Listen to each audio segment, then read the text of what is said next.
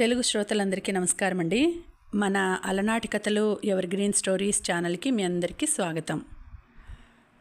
నా మనసుకి ఏమైంది ధారావాహిక వింటున్నామండి. రాసిన వారు ప్రకాష్ గారు. కథలోకి వెళ్ళబోయే ముందు ఒక విషయం అండి. నస్రీం గారు నాకు ఒక కామెంట్ పెట్టారు. నేను ఆ కామెంట్కి రిప్లై ఇస్తున్నానండి. 2-3 డేస్ వరకు ఒక వీడియో కోసం మేము వెయిట్ చేయాలంటే ఎలాగండి అని మీరు పద్ధతిగా చెప్పారండి. చాలా థ్యాంక్స్. అండ్ మీకు వెయిట్ చేయించినందుకు సారీ అండి. బట్ నేను కొన్ని విషయాలు చెప్పాలి, వివరణ ఇవ్వాలి. అందుకే మీకు సపరేట్గా ఇక్కడ కామెంట్లోనే పెట్టచ్చు నేను రిప్లై. కానీ అందరికీ అర్థం కావాలని, అందరూ ఆ కామెంట్స్ చూడరు కదా, సో అందరికీ అర్థం కావాలని నేను ఇక్కడ చెప్తున్నానండి. మెయిన్ ఎందుకు ఈ మధ్య నేను 2-3 రోజులు తీసుకుంటున్నాను అని అంటే, నేను ఒక వీడియో చేసేదానికి 2 hours 2.5 hours పడుతుందండి. ఎందుకంటే నీట్గా తప్పులు లేకుండా నేను చదవాలి. ఎక్కడే కానీ పొల్లు పోయినట్టు కానీ, లేదంటే తత్రపడినట్టు కానీ, 2 సార్లు చదవడం కానీ అలా పోకుండా నేను నీట్గా నిదానంగా చదువుతాను. వీడియో చదివి పెట్టాలి. అలా పెట్టడానికి నాకు మినిమం 2.5 నుంచి 3 hours పడుతుందండి. ఒక హాఫ్ అన్ అవర్ చదివే వీడియో ఒక హాఫ్ అన్ అవర్ చేయడానికి నాకు 2 hours పైన పడుతుంది, 3 hours పడుతుంది. ఎందుకంటే ఎడిటింగు అంతా కలిపి. సో అలా మార్నింగ్ ఒకటి, ఈవినింగ్ ఒకటి పెట్టాలంటే నేను కనీసం 6 hours దానికి పెట్టాలి. అలా పెట్టి కూర్చొని, నాకు ఇంట్లో పనులు ఉంటాయి, పిల్లలు ఉన్నారు, అన్నీ ఉన్నాయి, అలా చేసుకొని నేను అన్నీ చూసుకొని పెడతాను. పెట్టినప్పుడు వీడియో నుంచి కామెంట్స్ అస్సలు రావు. తర్వాత వ్యూస్ చాలా తగ్గిపోయినాయి. 200, 250 ఇలా వస్తాయి. నేను అదే పనిగా అన్ని బుక్స్ అన్నీ తెప్పించుకున్నాను. చాలా బుక్స్ తెప్పించుకొని అది చేసి చదవాలి, పెట్టాలి అంటే కనీసం ఒక వీడియోకి 1000 వ్యూస్ వస్తే మాకు సాటిస్ఫై అవుతుందండి. మేము సాటిస్ఫాక్షన్ అంటే మీకు తెలుసో తెలీదో, ఒక 6 months నుంచి నాకు పేమెంట్ రావడం లేదు. ఎందుకంటే వ్యూస్ లేవు. వ్యూస్ ఉంటే కనీసం ఒక 2000 వ్యూస్ వస్తే మంత్లీ పేమెంట్ అనేది వస్తుందండి. ఒక వీడియోకి 2000 వ్యూస్ ఉండాలి కనీసం. అంటే కనీసం అసలు 200, 300 ఉంటే అస్సలు రావు. అసలు పేమెంట్ అనేది రాదు. ఒక 3 monthsకో 4 monthsకో అది $100 అయినప్పుడు వస్తుంది. సో అక్కడ రాదు. సో దాదాపు నాకు ఇప్పుడు ఒక 6 months 7 months నుంచి పేమెంట్ లేదు. అయినా కూడా నేను దాని గురించి పట్టించుకోకుండా, నాకు చిన్నప్పటి నుంచి ఇష్టం చదవాలి. ఏదైనా న్యూస్ పేపర్ కూడా గట్టిగా చదవడము, స్టోరీస్ గట్టిగా చదవడము. ఓకే, నా వాయిస్ బాగుంది, నేను చదవగలను, ఇట్లా న్యూస్ రీడర్గా పోవచ్చు, అట్లా ఏదో ఒక ప్యాషన్ ఉన్నింది. దానివల్ల నేను వదిలిపెట్టకుండా నేను ఇప్పుడు దీన్ని కంటిన్యూ చేస్తున్నానండి.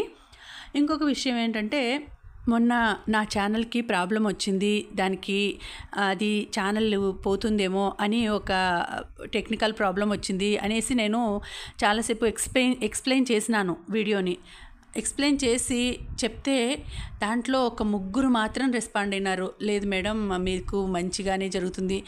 ఈశ్వరమ్మ, ముడిపాక ఈశ్వరమ్మ గారు, తర్వాత తుమ్మలపల్లి అనురాధ గారు, విజయ డి అంట, విజయ గారు, తర్వాత శోభాదేవి గారు మామూలుగా మీరు ఇంకొక ఛానల్లో పెట్టండి అని చెప్పారు. అంతే.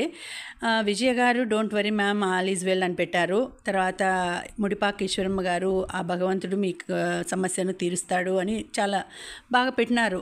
కానీ మిగతా వాళ్ళు ఒక్కరు కూడా నాకు ఏమే కానీ రెస్పాండ్ కాలేదండి. అలాంటప్పుడు నాకు ఎట్లా అనిపిస్తుందంటే, నేను ఇంతగా కష్టపడి చదువుతున్నాను, కనీసం ఒక్క మాట, అరే మీకు ఛానల్ ఇలా అవుతుంది అంటే టెన్షన్ పడకండి. ఎవరైనా కూడా ఇప్పుడు యాక్టర్స్ కూడా వాళ్ళు డబ్బు కోసమే చేస్తారండి సినిమాలు కానీ, ఏవైనా ఫిల్మ్ యాక్టర్స్, అట్లా నటించే యాక్టర్స్.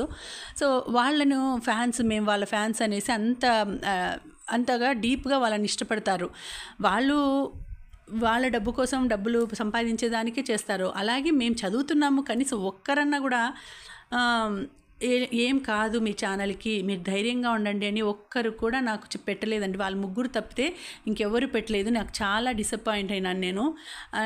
అది నాకు సాల్వ్ అయ్యేది ప్రాబ్లం ఊరికే సాల్వ్ కాలేదు. దానికి డబ్బులు ఖర్చు పెట్టినాను, చాలా డబ్బులు ఖర్చు అయినాయి. దానివల్లనే నా ప్రాబ్లం సాల్వ్ అయింది. లేకపోయిందంటే ఛానల్ కూడా ఉండదు. అంటే మీ ఉద్దేశం ప్రకారం నేను చదివి పెడుతూ ఉంటే విని ఆనందిస్తారు. కానీ అరే ఏదైనా సమస్య వచ్చినప్పుడు మీకు మేమున్నాము, మాట సాయమేనండి. ఎవరు డబ్బుల సాయం ఏమీ అడగరు, మాట సాయమే అడుగుతారు, మాట సాయమే ఎక్స్పెక్ట్ చేస్తారు. అడగం కూడా ఎక్స్పెక్ట్ చేస్తాం. అంటే ఇంతగా ఇష్టపడుతున్నారు కదా, వింటున్నారు కదా అనేసి మేము పెడతాము అనుకుంటాం మనసులో. ఒక్కరి నుంచి కూడా ఒక్క కామెంట్ కూడా రాలేదు నాకు అప్పుడే నేను క్లోజ్ చేసేద్దాము అనుకున్నాను. కానీ నా ప్యాషన్ నాకు ఇష్టం కాబట్టి నేను చేస్తున్నానండి.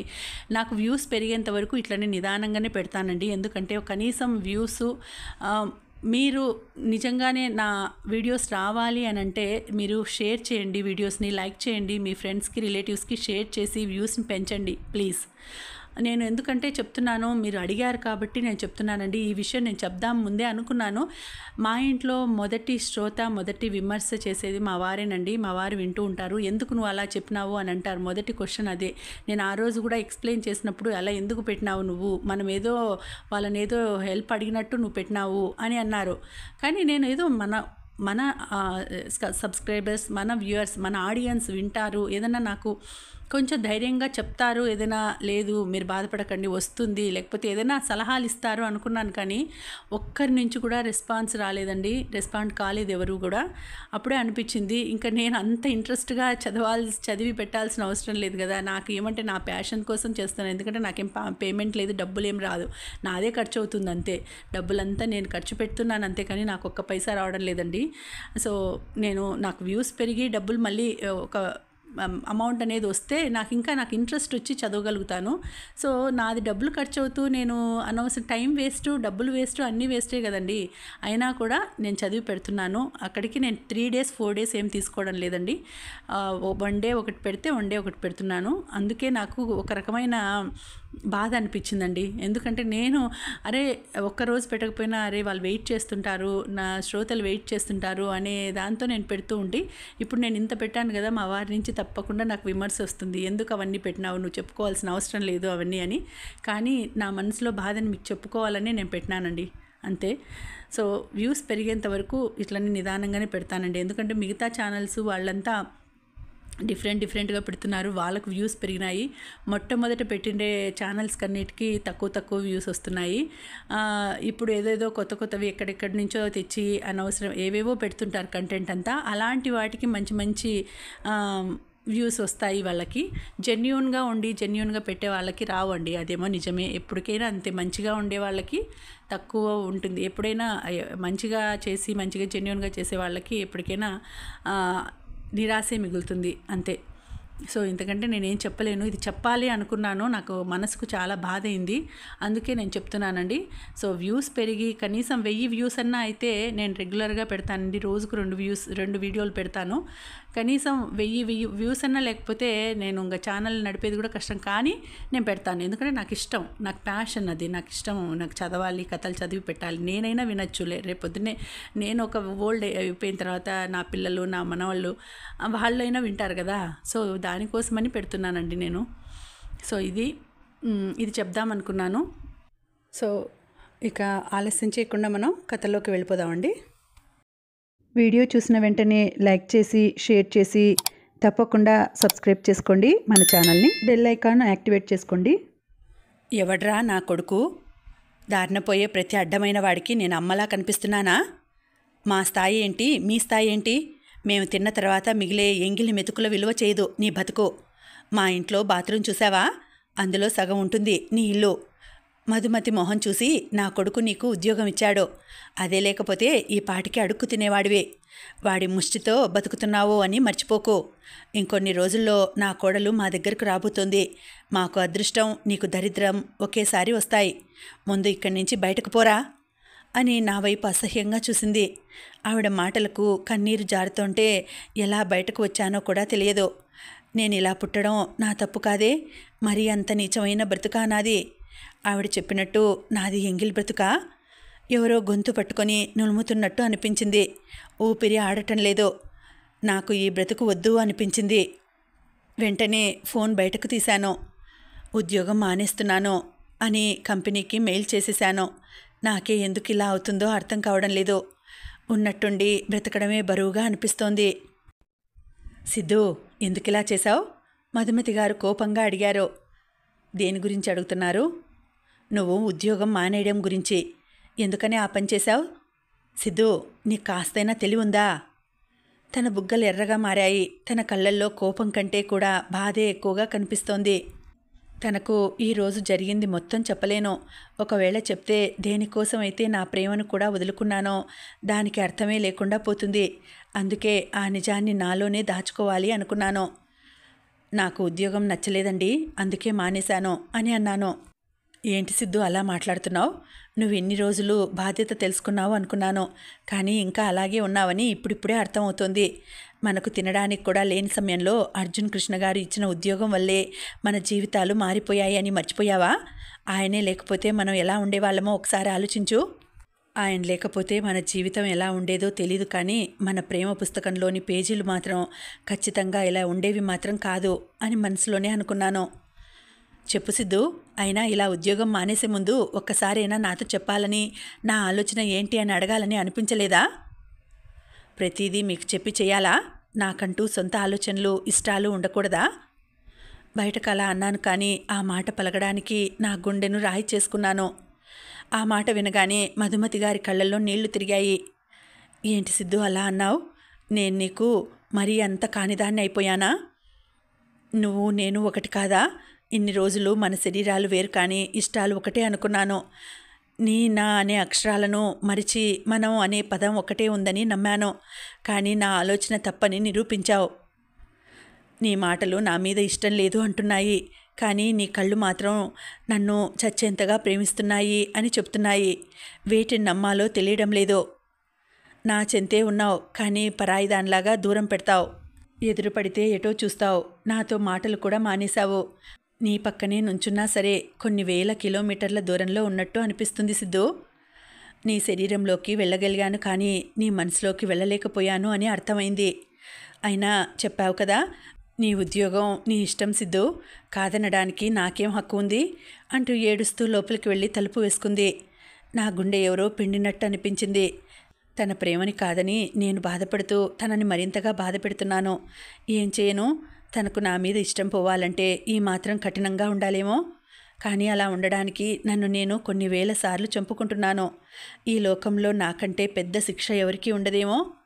ప్రపంచంలో మనం ప్రేమిస్తున్న వారి ముందే తిరుగుతూ వాళ్లకు మన ప్రేమను చెప్పకుండా మనలోనే దాచుకోవడం కంటే కష్టమైన పని మరొకటి ఉండదేమో. నా బాధను ఎవరికి చెప్పాలో, ఎలా బయటపడాలో తెలియక నరకం కనిపిస్తోంది. అలాగే సోఫాలో కూర్చొని ఉండిపోయాను. ఉదయం అర్జున్ కృష్ణ అమ్మగారు మాట్లాడిన మాటలు ఇంకా చెవుల్లో మోగుతూనే ఉన్నాయి. ప్రేమ కోసం పెద్దల్ని ఎదిరించి బయటకు వెళ్ళిపోయిన ఆవిడ అదే ప్రేమను అర్థం చేసుకోకుండా అలా నీచంగా మాట్లాడటం మరింతగా బాధపెట్టింది. అలా ఆలోచిస్తూ ఎప్పుడు పడుకున్నానో నాకే తెలియదు. మధుమతి గారు తట్టి లేపడంతో మెలకు వచ్చింది. ఎదురుగా మధుమతి గారు కంచం పట్టుకొని నిలబడ్డారు. లేచి కూర్చున్నాను. తను నా పక్కనే వచ్చి కూర్చుంది. ఇద్దరం మౌనంగానే ఉండిపోయాం. మధుమతి గారు అన్నం కలిపి నాకు గోరుముద్దలు తినిపించారు. అప్పటిదాకా మర్చిపోయిన ఆకలి తన చేతి ముద్ద తినడంతో తిరిగి వచ్చింది. సాయంత్రం అంత బాధ పెట్టినా సరే తను మాత్రం నేను తిన్నానో లేదో అని అన్నం కలిపి పెడుతోంది. అలాంటి అమ్మాయి నా జీవితంలోకి రావడం నా అదృష్టం, కానీ తన జీవితంలో నుంచి నేను వెళ్ళిపోవాలని అనుకోవడం నా దురదృష్టం. తను ఏమీ మాట్లాడకుండానే తినిపిస్తోంది. తన కళ్ళు ఎర్రగా ఉన్నాయి. బాగా ఏడ్చిందనుకుంటా. తన చేతిలోని కంచెం తీసుకొని నేను కూడా ముద్దలు కలిపి తనకు తినిపించాను. ఆ క్షణం మేం మౌనంగా ఉన్నా సరే మా మనసులు మాత్రం ఎన్నో ఊసులాడుతున్నాయి. నేను తనకు తినిపిస్తున్నప్పుడు తన కంట్లో నుంచి ఒక కన్నీటి బిందువు నా చేతి మీద వెచ్చగా పడింది. అది చూసి నా కంట్లో వర్షం మొదలైంది.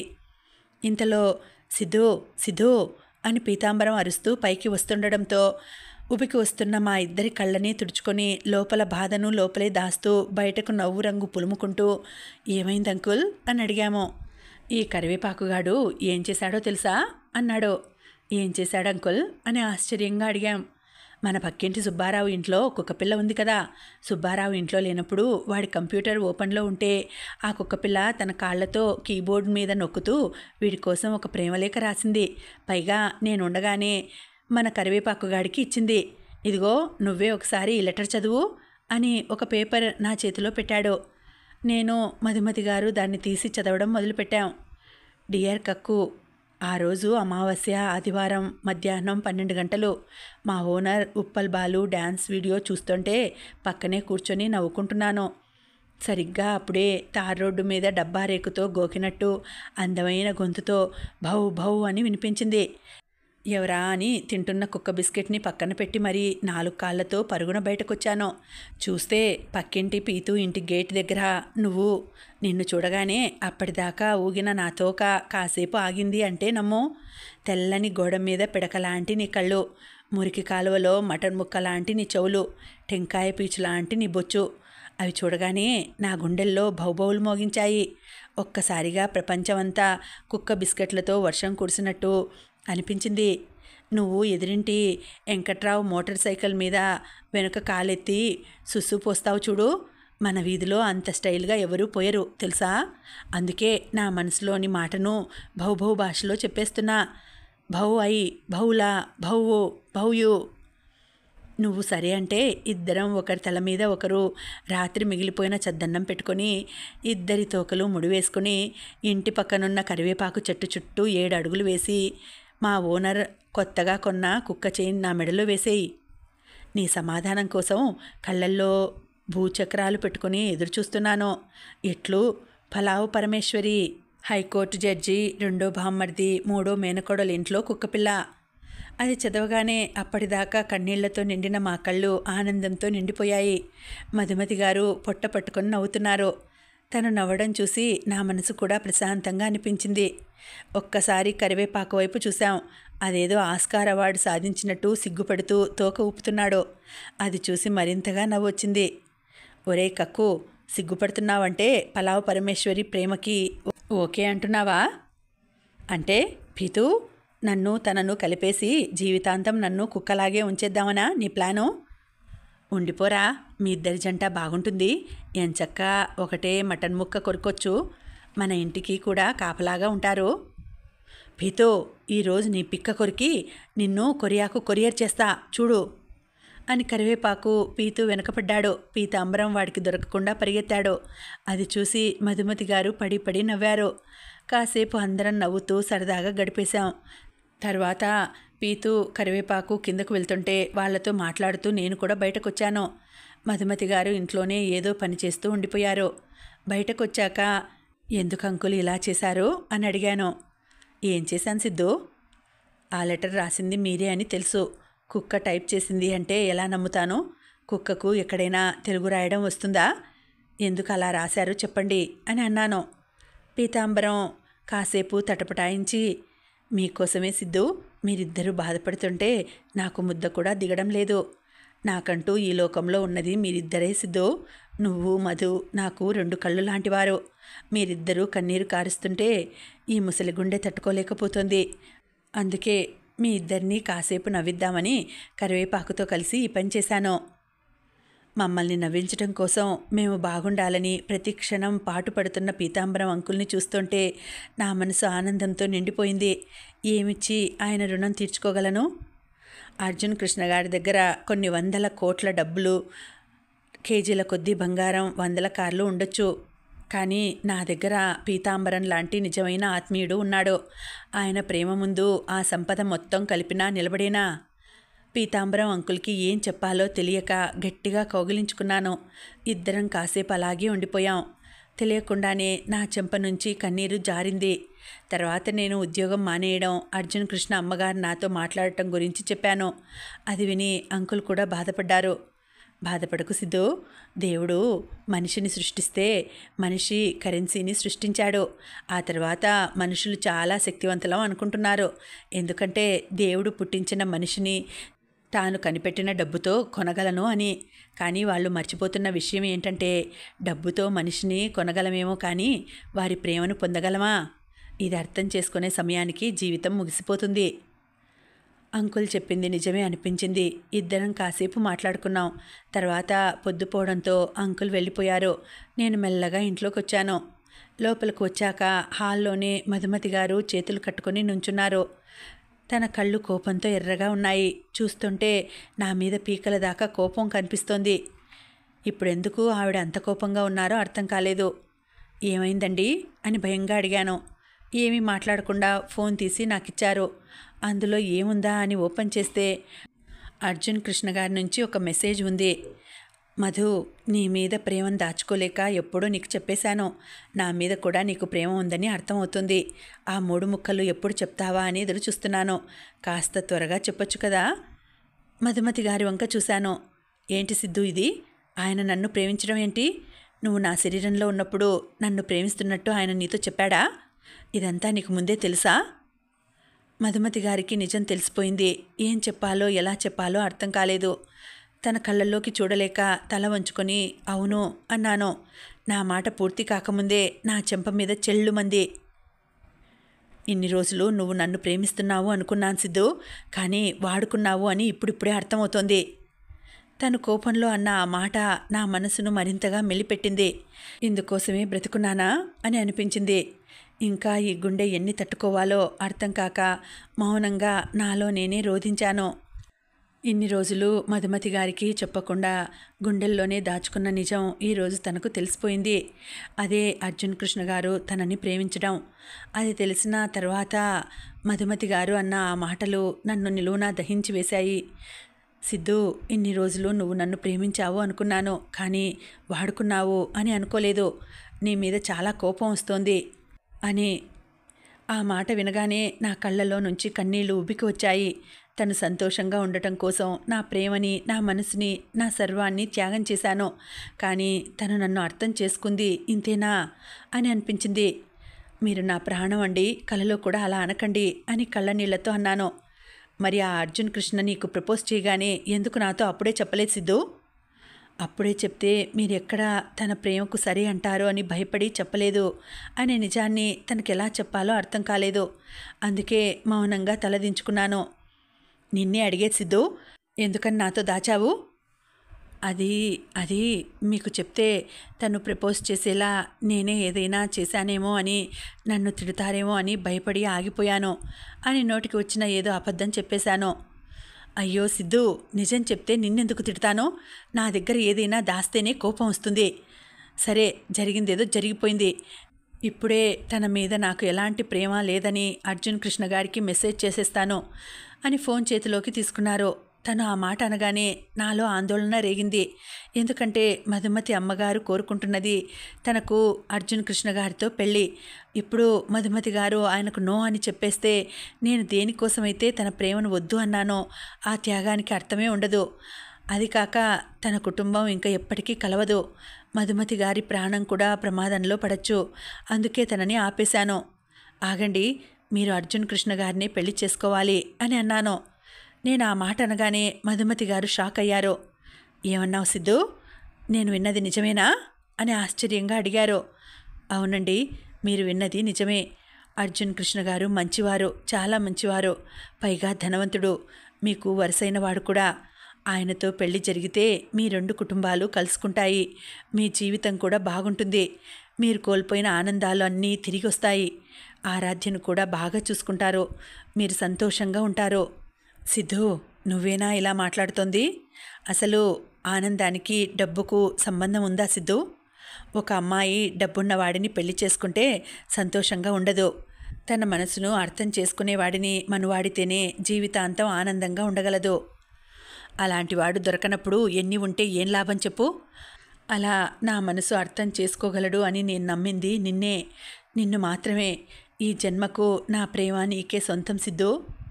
తన మాటల్లో నా మీద ఎంత ప్రేమ ఉందో అర్థమవుతోంది. కానీ ఏమీ చేయలేని నిస్సహాయ స్థితిలో నేనున్నాను. అందుకే ఈ కాలంలో ఆనందానికి డబ్బుకి సంబంధం ఉందండి. డబ్బు లేని జీవితంలో ఆనందం కూడా ఎక్కువసేపు ఉండదు. ప్రేమించడానికి మనసు చాలు, కానీ పెళ్లి తర్వాత జీవితానికి మాత్రం ఖచ్చితంగా మనీ కావాలి. ఇప్పుడు మీ కుటుంబాన్ని దూరం చేసుకొని నాతోనే ఉన్నారనుకోండి, మీకు నచ్చిన జీవితాన్ని నేను ఇవ్వగలనా? మీకు కావలసినవన్నీ అందించగలనా? అంతెందుకు, రేపెప్పుడైనా నాకేదైనా అయితే మిమ్మల్ని చూసుకోవడానికి తోడుగా ఎవరైనా ఉంటారని ఇద్దరం నిశ్చింతగా ఉండగలమా? అయినా మీకొక విషయం చెప్పనా? ఇష్టం ఎప్పుడూ వర్తమానంలోనే ఉంటుంది. ఈ క్షణం ఇద్దరం కలిసి ఉంటే చాలు అనుకుంటుంది. కానీ నిజమైన ప్రేమ అంటే భవిష్యత్తు గురించి కూడా ఆలోచిస్తుంది. మనం ప్రేమించిన వాళ్ళు ఎప్పటికీ బాగుండాలి అని కోరుకుంటుంది. అందుకే మీరు అర్జున్ కృష్ణ గారిని పెళ్లి చేసుకోవడమే సరైన నిర్ణయం. సిద్ధు, నేను నిన్ను ప్రాణంగా ప్రేమిస్తున్నాను. నా మనసు నీ ముందు పరిచాను. దాన్ని నువ్వు తిరస్కరించావు. ఎలా అయితే నేను నా మనసును, నా ప్రేమను నీకు తెలిపానో అలాగే దాన్ని వద్దనే హక్కు నీకుంది. కానీ నేను ఎవరిని పెళ్లి చేసుకోవాలో నువ్వెలా చెప్పగలవు? నేను నిర్ణయించుకున్నాను. నువ్వు కాదంటే జీవితాంతం నీ ఊహల్లోనే ఉండిపోతాను.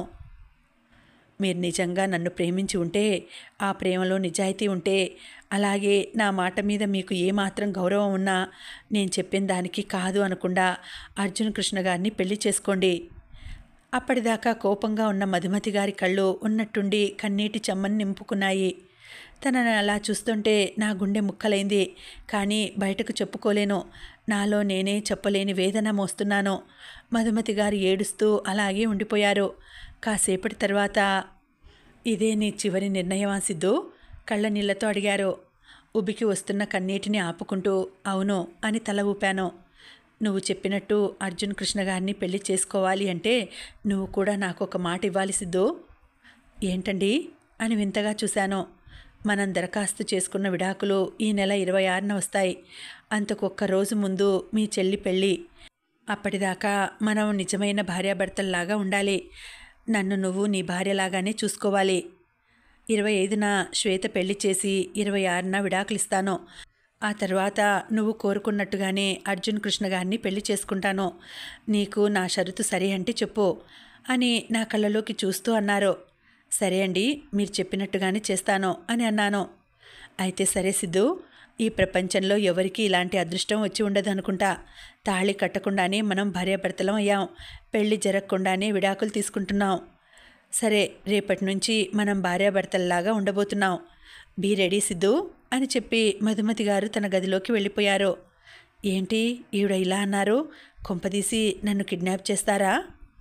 అసలు రేపు ఏం జరుగుతుందో తెలియక కొంచెం సందేహం, మరి కొంచెం సంశయంతో తెలియకుండా అలాగే సోఫాలో కూర్చుని నిద్రలోకి జారుకున్నాను. కౌసల్య సుప్రజ రామ పూర్వ సంధ్య ప్రవర్తతే ఉత్తిష్ట నరసార్దూల కర్తవ్యం దైవమాహ్నికం అంటూ సుప్రభాత శ్లోకం చెవులను చేరి అగరబత్తీల సువాసన ముక్కును తాకి మనసును హాయిపరిచింది. కొంపదీసి రాత్రికి రాత్రి ఎవరైనా బాబా వచ్చి ఇల్లు మొత్తం గుడిలా మార్చేశాడా అనే అనుమానంతో దిగ్గున నిద్రలో నుంచి లేచాను. ఒక్కసారి చుట్టూ చూశాను. అమ్మయ్యా, నేను ఇంట్లోనే ఉన్నాను. మరి ఈ పొగ ఏంటి, ఆ సుప్రభాతం ఏంటి అని అనుమానం కలిగింది. నా అనుమానం మరింతగా పెంచుతూ మధుమతి గారు కాఫీ కప్పుతో వచ్చారు. ఎర్రని గులాబీ రంగు చీరలో, తలకు టవల్ కట్టుకొని, చిన్న బొట్టు పెట్టుకొని, ముక్కు పుడకతో లయబద్ధంగా సవడి చేస్తున్న తన చేతి గాజులతో నా ముందుకొచ్చారు. తొలకరి జల్లులో తడిసిన ముత్యంలాగా ఉన్నారు. తనని చూస్తూ రెప్పవేయడం కూడా మరిచింది నా నయనం. కాఫీ తీసుకోండి శ్రీవారు అని అంటూ కాఫీ కప్ నా చేతికిచ్చి తన మోం మీద పడిన తడిచిన ముంగుర్లను సుతారంగా మునివేళ్లతో వెనక్కి నెట్టారు. నన్ను నేను మర్చిపోయి తననే చూస్తూ ఉండిపోయాను. పొరపాటున ఇంద్రలోకంలో నుంచి అప్సరసలలో ఒకరు నేలకు జారిపోయారా అనే తమకంలో ఉన్నాను. త్వరగా కాఫీ తాగేయండి, వేడినీళ్లు పెడతాను, స్నానం చేద్దురు అని అంటూ వెళ్ళిపోయారు. నేను కొన్ని వందల సార్లు మనసులో మధుమతి గారితో పెళ్ళయ్యాక ఎలా నా ఉదయం తెల్లవారుతుంది అని ఊహించానో నా కళ్ళ ముందు సరిగ్గా అలాగే జరుగుతోంది. ఇది కళ లేక నిజమా నాకే అర్థం కావడం లేదు. ఇలా ఆలోచిస్తూ చూసుకోకుండా చేతిలోని కాఫీ కాలు మీద వంపుకున్నాను. సర్రున కాలింది. అంటే ఇదంతా నిజమే. రాత్రి మధుమతి గారు భార్యాభర్తలంగా ఉండబోతున్నామంటే ఏంటో అనుకున్నాను. దానర్థం ఇదా? నాకంతా మాయగా ఉంది. అలా ఆలోచిస్తూనే కాఫీ తాగేసి న్యూస్ పేపర్ తీసుకుని బాల్కనీలోకి వచ్చాను. అక్కడ మధుమతి గారు తడిసిన తన తలను ముందుకు వంగి తుడుచుకుంటున్నారు. వంపులు తిరిగిన తన నడుము కనిపిస్తోంది. నా కళ్ళకు తను ఒక అజంతా శిల్పంలాగా కనిపించింది. ఇప్పటిదాకా అందం అంటే వినడమే కానీ నిజమైన అందం ఇంత అందంగా ఉంటుందా అనిపించింది. కాసేపు అంత అందం దాచలేక నా మనసంతా ఉక్కిరి బిక్కిరి అయింది. నాకు తెలియని కొత్త లోకానికి తీసుకుని వెళ్ళింది. అలా ప్రపంచం మర్చిపోయి తననే చూస్తున్నాను. ఇంతలో మధుమతి గారు సడన్గా వెనక్కి తిరిగారు. వెంటనే తేరుకొని పేపర్లోకి చూశాను. కానీ నేను చూసినట్టు తను చూసేశారు. నా వైపు కోపంగా చూశారు. సిద్ధు, ఇదేం బాలేదు అని అన్నారు. ఏంటి అని అమాయకంగా అడిగాను. నువ్వు చేసిన పని. నేనేం చేశాను? న్యూస్ పేపర్ చదువుతున్నాను. నువ్వు చదివే దాని గురించి మాట్లాడటం లేదు, నీ చూపు గురించి మాట్లాడుతున్నాను. నేను బాగానే చూస్తున్నానే. మాట మార్చకు. నువ్వు నా నడుము చూశావు. లేదు, నువ్వు చూశావు. లేదంటున్నా కదా. నువ్వు చూశావు అంటున్నాగా. నువ్వు చూసింది నేను చూశాను. అయ్యో, మేబీ న్యూస్ పేపర్ తిప్పుతూ అనుకోకుండా చూసి ఉంటాను, కానీ కావాలని మాత్రం చూడలేదు. నువ్వొచ్చి ఒక్క నిమిషం కూడా కాలేదు, ఒక్క పేజీ కూడా చదవలేదు, కానీ నా నడుము మాత్రం 10 సార్లు చూసుంటావు. మీరు నన్ను చాలా తప్పుగా అనుకుంటున్నారు. ఎవరు? నేనా అంటూ మధుమతి గారు నా మీదకొచ్చారు. నేను వెనక్కి జరిగాను. గోడకు తగిలి ఆగిపోయాను. తను నా మీదకొచ్చింది. మా ఇద్దరి మధ్య కొన్ని అంగుళాల దూరం మాత్రమే ఉంది. తన గుండె నా గుండెని తాకింది. నా ఊపిరి వేగం పెరిగింది. ఒళ్ళంతా చెమటలు పట్టేశాయి. కనురెప్పలు గాలికి ఆడుతున్న కిటికీ తలుపుల్లాగా మూతలు పడుతున్నాయి. ఇప్పుడు చెప్పు, నువ్వు నా నడుము చూసావా లేదా? తన కళ్ళలోకి చూస్తూ అబద్ధం చెప్పలేక గుటకలు మింగుతూ అవును అని చెప్పాను. సొంత పెళ్ళాన్ని ఇలా దొంగచాటుగా చూడాలా? నన్ను అడిగితే నేనే చూపించి ఉంటాగా శ్రీవారు అంటూ కొంటెగా కన్ను కొడుతూ లోపలికి వెళ్ళిపోయారు. అప్పటిదాకా నా గుండెలో రేగిన తుఫాను కాసేపటికి కానీ తగ్గలేదు. ఇప్పటికీ ఇదంతా నిజమని నా మనసు నమ్మలేకపోతోంది. కానీ తెలియని పరవశంలో మాత్రం నిండిపోయింది. అలా ఆలోచిస్తూనే పేపర్ చదివేసి స్నానం చేద్దామని బాత్రూంలోకి వెళ్ళాను. కాసేపటికి తలుపు కొట్టినట్టు అనిపించింది. ఏమైందబ్బా అని తలుపు కొద్దిగా తెరిచి బయటకు చూశాను. ఎదురుగా మధుమతి గారు. ఏమైందండి అని అడిగాను. స్నానం చేస్తున్నారా అని అమాయకంగా అడిగారు. లేదండి, ఉప్మా చేస్తున్నాను. లేకపోతే ఏంటండి, బాత్రూంలో ఎవరైనా ఇంకేం చేస్తారు? సరే, తలుపు తెరవండి. ఎందుకు అని కంగారుగా అడిగాను. ఏమీ లేదు, మీ వీపు తోముదామని. వీపు తోమడానికి నేనేమైనా బర్రెనా లేక గొర్రెనా? అయినా ఉన్నట్టుండి ఈ ఆలోచన ఏంటి? అలాంటిది ఏమీ వద్దులేండి, నాకు అసలే చాలా సిగ్గు. చిన్నప్పుడు మా ఊర్లో చెరువు దగ్గర కూడా బట్టలు వేసుకుని స్నానం చేసేవాడిని. నా మాటలు విని మధుమతి గారు పక్కున నవ్వారు. మీ సిగ్గు సింగారంగాను, అది పరాయి వాళ్ళ దగ్గర కానీ భార్య దగ్గర కాదుగా. అయినా నేను ఇన్ని రోజులు నీ శరీరంలోనే ఉన్నానని మర్చిపోయావా? నా దగ్గర సిగ్గెందుకు? లే, త్వరగా తలుపు తెరవరా. రానా అని ఆశ్చర్యపోయాను. అవునరా, పెళ్ళామంటే అంతే. అందరూ ఉన్నప్పుడు అండి అంటారు, ఎవరూ లేనప్పుడు రా అంటారు. మరీ ప్రేమ ఎక్కువైతే కొన్నిసార్లు బే అని కూడా అంటారు. భరించాలి మరి. మీరు ఎన్నైనా చెప్పండి, నా వల్ల కాదు. నన్ను ఈ పూటకు వదిలేయండి మధుమతి గారు అని తలుపు వేసేసుకున్నాను. తలుపు వేశాక నవ్వుకున్నాను. ఎందుకో తెలియదు, కానీ ఈ అనుభవం చాలా బాగుంది. పెదాల మీదకే కాదు, మనసుకి కూడా చాలా ఆనందం వేస్తుంది. ఇలాంటి రోజు ప్రతిరోజు వస్తే ఎంత బాగుంటుందో అనిపించింది. రేపు తను వెళ్ళిపోయాక కనీసం ఈ జ్ఞాపకాలను తలుచుకుంటూ బ్రతకొచ్చు అని అనుకున్నాను. ఏదేమైనా ఈ క్షణం మాత్రం నా మనసు గాల్లో తేలిపోతోంది. అలా విహరిస్తూనే స్నానం చేసేసి బయటకు వచ్చేశాను. అప్పటికే హాల్లో మధుమతి గారు, పీతాంబరం, కరివేపాకు ఉన్నారు. అందరూ నన్నే చూస్తున్నారు. అందరి కళ్ళల్లో ఆనందం. ఎందుకో తెలియడం లేదు. పీతాంబరం చేతిలో ఏదో కవర్ ఉంది.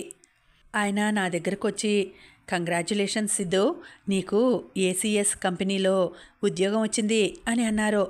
ఆ మాట వినగానే అప్పటిదాకా ఉన్న ఆనందం మరింత రెట్టింపు అయింది.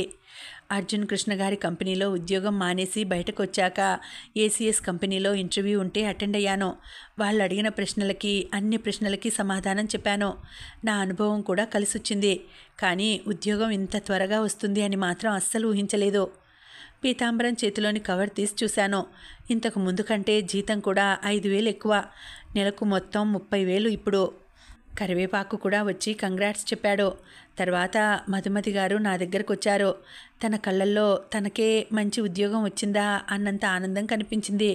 తను నా దగ్గరగా వచ్చి నా చెంప మీద ముద్దు పెట్టి కంగ్రాట్స్ శ్రీవారు అని చెప్పి లోపలికి వెళ్ళిపోయింది. నేనైతే ఆశ్చర్యంతో బిగుసుకుపోయాను. పీతాంబరం, కరివేపాకు అయితే ముక్కున వేలేసుకున్నారు. ముందు రోజు దాకా ఎడారిలో ఒంటరిగా సాగిన జీవితం ఈరోజు మాత్రం తొలి వేకువ జామున కురిసిన వర్షంలో తడిసిన కుసుమంలాగా వికసించింది. ఈ ఆనందం ఎన్ని రోజులు ఉంటుందో తెలియడం లేదు, కానీ ఉన్నన్ని రోజులు మాత్రం ఆస్వాదించమని మనసు చెప్పింది. ఇంకా ఉందండి, కథ కొనసాగుతుంది. మళ్ళీ వచ్చే వీడియోలో తర్వాతి భాగం వినేద్దామండి. అంతవరకు సెలవు. నమస్తే.